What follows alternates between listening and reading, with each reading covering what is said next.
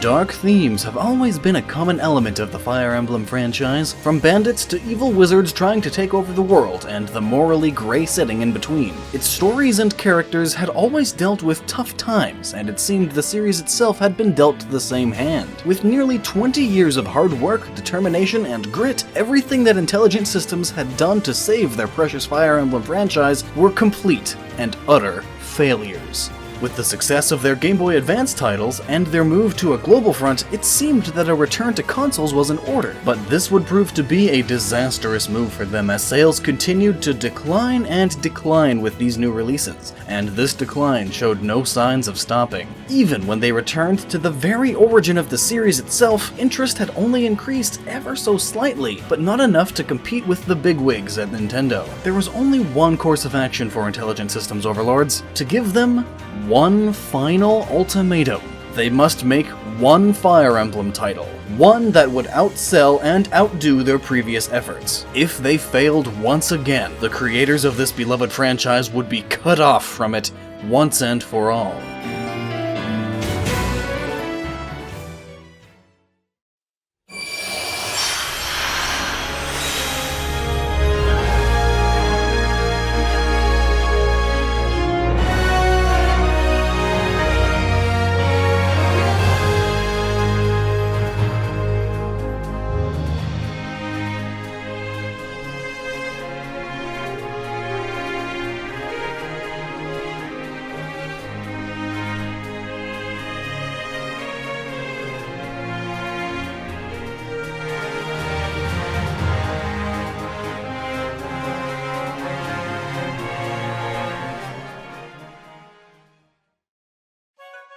Seeing as their next venture could prove to be their very last one, Intelligent Systems decided to bring out all the stops and create the best Fire Emblem title they could possibly make. To do so, they attempted to bring together as many Fire Emblem veterans they could to make the game a success. Tohru Narihiro, who had taken over the position that series creator Shozo Kaga led for so many years, continued to lead the team as producer of the series, guiding them with the knowledge he had been collecting from the very beginning of the entire franchise. By his side was Masahiro Higuchi, a fellow veteran from the days of Genealogy of the Holy War, who had decided to take the lead as project manager.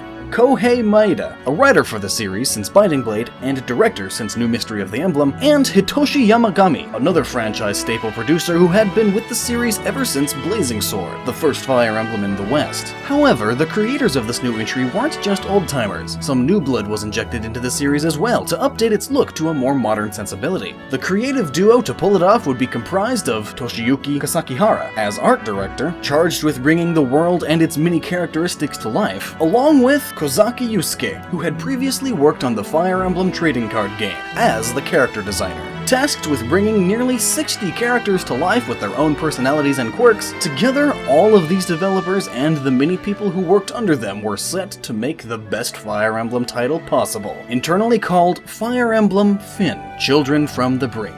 But now, how would they do it? At the outset of the project, they tried throwing a number of ideas at the wall and seeing what would stick. They made proposals that were a complete departure from the series. Yamagami suggested that they take it into a wildly different direction, a modern world setting with a bit of a fantasy edge, in a bid that he called Fire Emblem 2011. Other ideas that popped into their heads ranged from this to even setting the story on Mars. But the team knew what experimentation had nearly done to the franchise before with the elusive Wii title, so in the end, they decided on something that made practical sense. A culmination of the entire series as a whole. If they were going to go down, why not make it a celebration of everything that they had created?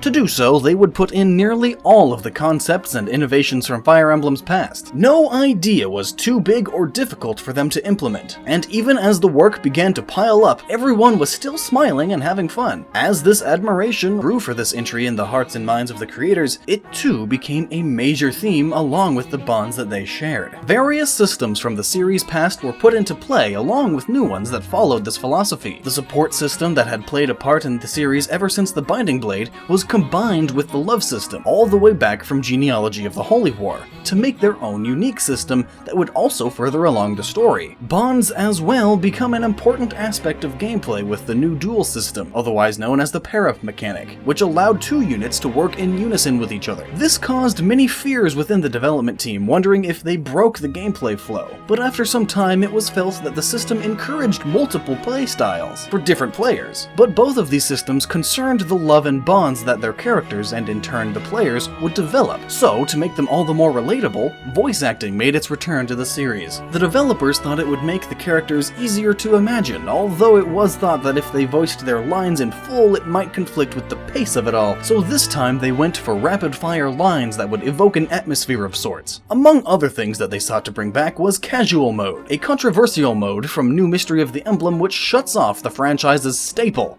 permadeath. It was still a hotly debated issue that still affected some, but many had grown to see it as a device that encouraged newcomers to join the series, people who would never have dared play it before. Though, now they would give 3 difficulties as a sort of volume slider where you could pick and choose the way you wanted to play. Cutscenes would also play a larger role than ever before. They would have their own unique styling compared to their predecessors, and were made to create a sense of grandeur and spectacle. They were inspired by the openings of the Taiga drama historical series, a famous television event in Japan. Animated by the brand new Studio Anima with full-blown motion capture technology, these cutscenes helped make the world and its characters come alive in crucial moments of the plot. But with all these components in mind, how were they going to change and better what Fire Emblem fans had always come to the series for? The gameplay. At first, the development team started by recreating the very first map in the franchise's history. They toyed with the idea of switching between 16x16 and 24x24 pixel characters, depending on the camera's overhead distance. However, as time went on, they sought to use the Nintendo 3DS's ability to render 3D models effectively, to change between an overhead classic 8-bit style and a newer one akin to the Radiant series for combat. While designing the levels, the team created both maps with a plot-driven structure and maps that allowed for player freedom in an attempt to add variety to the series and make their design essential to their tale. Another aspect of the battle system, new to the series, was the inclusion of multiple camera options. There was one that appealed to a more classic Fire Emblem style, another that was provided gave a cinematic viewpoint, and a third that added a first-person perspective to the battlefield. Much of this was done with Western players in mind, as the developers wanted to both give players an option on their perspective in battle and demonstrate the platform's 3D effects. Other gameplay elements from the series past entered into the fray as well. Branching promotions from the Sacred Stones made a return, allowing nearly any unit to change their class into something new and unique, making your units all your own. To go along with that, the class swap feature from Fire Emblem Shadow Dragon came back to this new iteration, serving as a way for you to try out different classes and obtain skills you never would have before. Skills, too, were still an important part of gameplay. Since nearly any unit could attain any skill, you were limited to only choosing between 5 of them to keep the game balanced. A world map, just like in Fire Emblem Gaiden, was also implemented, allowing the player to traverse the world and return to old maps for battles, experience, and gold. You could also level up your units, pretty much infinitely too, giving the player another way to set their own difficulty level. There were just so many ways to play that it wasn't Fire Emblem telling you how you had to play, rather, the way you play was your own decision. It was a team effort through and through, with any idea being taken into serious consideration. Fire Emblem Finn was a serious labor of love from true fans of the series from the very beginning. But this ultimate culmination of a project still needed a name, something that was fitting to their situation yet still contained the hope of a success that they yearned for the series to have. It needed to impact anyone who came across it, so Yamagami came up with the idea of Awakening. At the same time, Intelligent Systems knew that this could be the end, while the rest of the world didn't know this. So calling it Awakening meant that the fans wouldn't see it as the same old game they've been playing for years. They would see it as something new. But players still had to play it for that matter, and after 2 years of development in Japan, and a year later for the rest of the world, everyone would then get to see Intelligent Systems' culmination of the entire Fire Emblem franchise. Fire Emblem Awakening, releasing in Japan in 2012 and 2013 globally, was a love letter to the Fire Emblem franchise in more ways than one. Its story was a return to a setting that the series and its creator had failed to return to before. Achaenia and Valencia. 2,000 years in the future after the events of Fire Emblem Mystery of the Emblem, we find ourselves in the Halidom of Elise, the newly renamed Achaenia, and it would follow the journey of Chrom, Marth's descendant. But his adventure starts not by his own accord, but by you, the player. As an amnesiac tactician that he finds on the side of the road, you play as the Avatar, or Robin for short.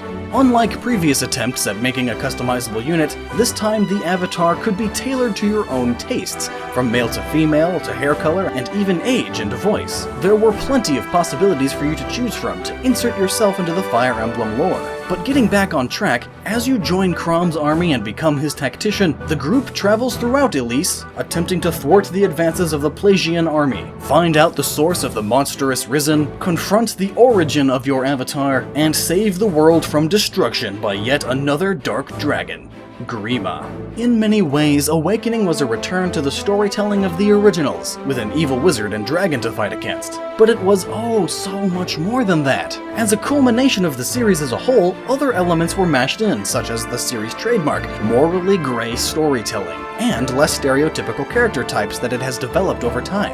Majorly, much was brought over from what many consider to be the greatest Fire Emblem title, Genealogy of the Holy War. In turn, they also wished to put something akin to the child storyline into play. They achieved this by adding in a future storyline, dealing with a mysterious character named Marth, who's later revealed to be Lucina, Chrom's daughter from a future destroyed by Grima. These new characters, aside from Lucina, are all completely optional units to obtain. Now, whenever two characters reach an S support rank, they will marry and have children. In turn, their child from the future will appear and become recruitable.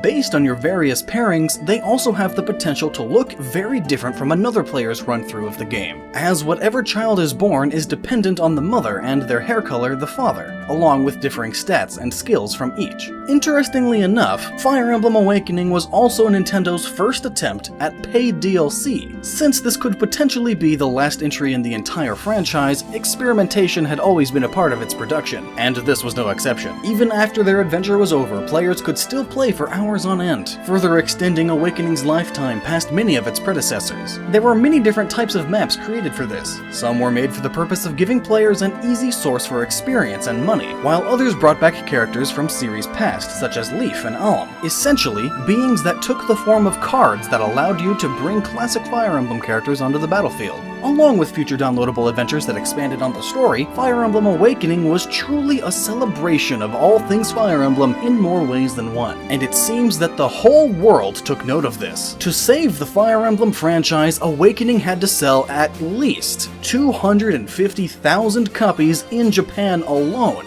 and it achieved that in about 1 week. As the year went on, it doubled that, assuring the series' success. But that wasn't all, as the world still hadn't gotten their hands on this masterpiece. Its release was so incredibly anticipated in the rest of the world that the number of pre-orders placed outstripped the supply that Nintendo thought was acceptable. This was unprecedented for a Fire Emblem title, and especially after its previous lackluster releases, you'd think no one would look forward to their next game. However, because of Nintendo's largest marketing push in Fire Emblem history, Fire Emblem Awakening was plastered all around the world with more coverage than it could ask for. Because of this, Awakening became even more successful outside of Japan, selling nearly 1.5 million copies, a feat reserved for most mainline Nintendo titles. It was also one of the most critically praised titles in all of Fire Emblem, with near perfect scores and reviews about. All the hard work and determination of the team at Intelligent Systems had paid off in droves. What had once been a franchise declining in popularity, with only its fan base to hold it aloft, had now become the most successful entry in the entire franchise, and on the console that it now called home.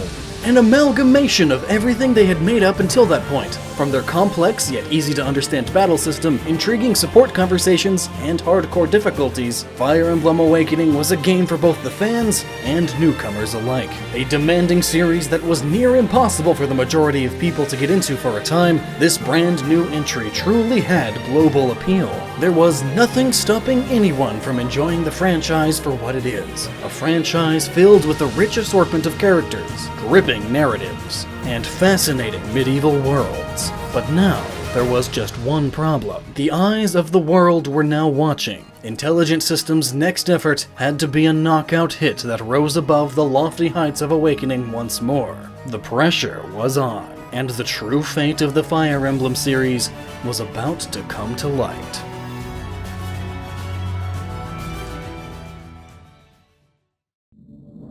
Why hello there, TV viewer, and thank you for watching another episode of Chronicles of Gaming. For the first time in like forever, we're finally back after our long hiatus to bring you more of our stories that you love, and new ones you've never seen before. So be sure to tune in every Saturday for a brand new episode of Chronicles of Gaming, and every Thursday for Debut and Icons when they air in March.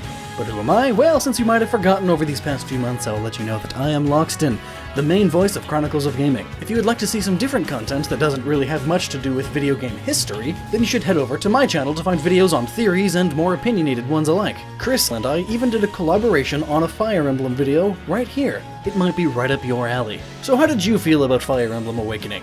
Do you feel a deeper appreciation for the game now that you know the story behind it? Or do you still think it's a terrible one, and it ruined Fire Emblem for good? Be sure to let Chris and I know in the comments down below. And thank you to our Patreons of the month for supporting this channel on Patreon. We wouldn't be able to do this without your and everyone else's support. Otherwise, that's it from me. Be sure to stay awesome and continue that thirst for knowledge.